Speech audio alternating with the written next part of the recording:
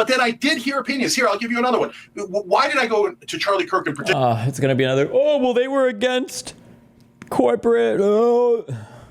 No. I can't do that to them because the only reason they can do that with me is because I will separate myself from crazy people. So when somebody says, well, what do you think about like trans athletes? I can say, I got banned from Twitch for like this conversation. Obviously I don't like agree with this, but they would never do the same on their side. If I were to say, don't you think that like this behavior from Trump is bad? No, you'll never ever get a concession like that, ever. Destiny gives his thoughts on this conversation between Cenk Uygur and Mark Lamont Hill about Cenk Uygur going on Turning Point USA. Let's see what Destiny has to say. Moral superiority, and then that somehow stands in contrast to the right's position. It's not a contrast. They both think they have moral superiority. So if everybody thinks that, how is America upset with the left for it? Because the right goes, oh, you agree with me? Good point.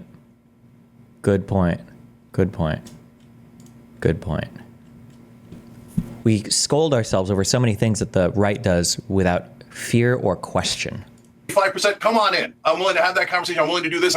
Because the right goes, oh, you agree with me 5%, come on in. I'm willing to have that conversation. I'm willing to do this. I'm willing to do that.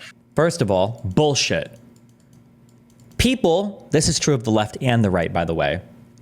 People become suspiciously free speech when they, when they feel like they don't have control of all the cultural power. And as soon as they feel like they become the more dominant voices, all of a sudden they become much less freedom of speech oriented because they don't want to talk to any opposition because they control the landscape. The idea that conservatives are like, oh no, we'll talk to you if we disagree a little bit. Bullshit. It's only if you're never willing to disagree on anything with real meat or real substance. The left goes, you disagree with me 5%, Nazi. And then, okay, then America goes, all right, then I know which side to go on. Because this guy says, the slightest disagreement, I'm a racist, I'm an Islamophobe, I'm a Nazi, etc. I don't like that guy. The other guy says, you have some. You mentioned that Republicans try to build rapport with people on a personal level, but they will attack and shit on the ideology. Can you do the same in the debates, or do you think it won't be as effective on your side? No. I can't do that to them because the only reason they can do that with me is because I will separate myself from crazy people. So when somebody says, well, what do you think about like trans athletes? I can say, I got banned from Twitch for like this conversation. Obviously I don't like agree with this, but they would never do the same on their side. If I were to say, don't you think that like this behavior from Trump is bad? No, you'll never ever get a concession like that, ever. So it's impossible to separate them from the cult that they're. You can't separate a cult member from a cult. It's impossible. A lot of people disagree with Trump. Trump gets a lot of heat. Trump will get heat for certain topics, like the jab. Remember the jab? Now he can't even talk about the jab anymore because he'll get booed like at his own rally. It's always crazy to me how they think that we're just this cult and we just agree with everything Trump says. The reason why we disagree when Destiny says, oh, well, isn't Trump bad for this? Is because your argument is usually Trump's a fascist. Like, Trump's a fascist, Trump's a Nazi, Trump's evil, like these extremes. If you're debating someone that's MAGA and your point is, yeah, but Trump's a fascist, or even Trump has fascist tendencies, yeah, of course we're going to fight back on that. But if you were to actually come with an argument like, well, did you agree with how he handled COVID? Or, hey, did you agree with the jab? Or, hey, what do you think his positions are on the H-1B1 visas? Or things of that nature. Then, yeah, you're going to have people disagreeing. But like, yeah, no, I don't like how he handled that. I don't like how he handled this. Like, you could find issues that people in MAGA disagree with Donald Trump on. It's just that you... And not even just Destiny, but just a lot of people on the left come at this with this extreme view like, well, isn't Trump a fascist? Isn't Trump a Nazi? Isn't he evil German man 2.0?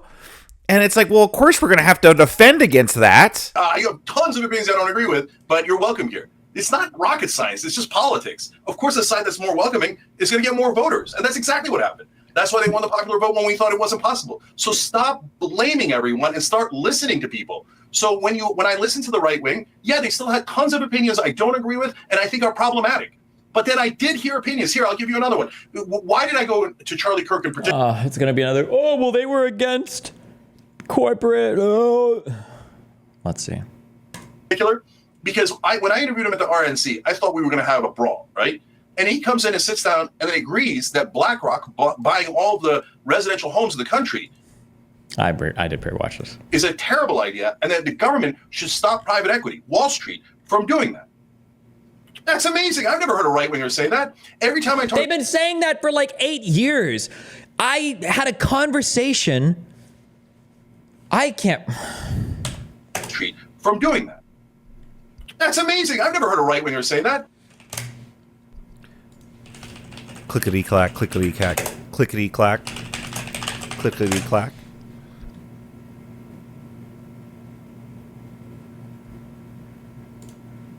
Hey, what's going on, dude? 2018. I think I said this like 6 years ago. Immediately turned around and I said, look, that's imperfect legislation. Oh, sure. and he immediately after he's like, I don't want to get into this. Like, what? Why? Because it's not part of your dialogue tree? Like, what the? Shut up, loser. Cringe. to say that it wasn't a consequence of deregulation, but a consequence of corporatism. The reality is like unfettered capitalism. Oh, okay. I don't know what year Cenk is in. It feels like it feels like he's debating with people that support Bush. All of the residential homes in the country is a terrible idea, and that the government should stop private equity, Wall Street, from doing that. That's amazing. I've never heard a right-winger say that. So he's talking about Charlie Kirk. So Hassan Piker, our introduction was he had a debate with Charlie Kirk, and then I was talking to him because he wanted advice on this debate. This is what I said to Hassan 6 years ago. Now is that they understand left-wing populism's success better than Democratic politicians do, and I hate it. Sure. So one thing you have to be really, really careful of when you debate people like this is that, what you call them, neocons? Like the traditional Republicans are much different than the newer breed of Democrat or of conservatives, where these guys will actually share some talking points with left-leaning people. So, for instance, a lot of the newer conservatives are actually very anti-corporatism.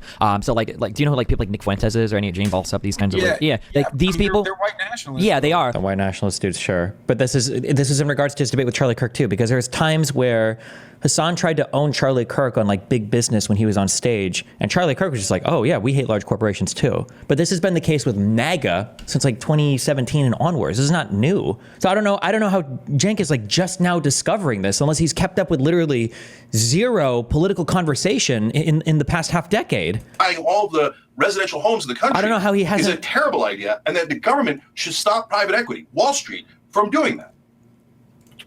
That's amazing. I've never heard a right-winger say that. Fuck, this triggers me so much. Like, yeah, quasi-fascist people, these guys will actually come out and be anti-corporatist. So you have to be prepared for that level of talking about. It's not like the Republicans of old who will sit there and will suck off every corporation and defend every mega. These guys will actually be like anti-corporation and then like pro-nationalism. Well, anti-corporation and pro-nationalism, crazy. They don't hate BlackRock because BlackRock is buying up homes. They hate BlackRock because they think BlackRock is run by Jews that are trying to keep white people out of homes. That's the difference.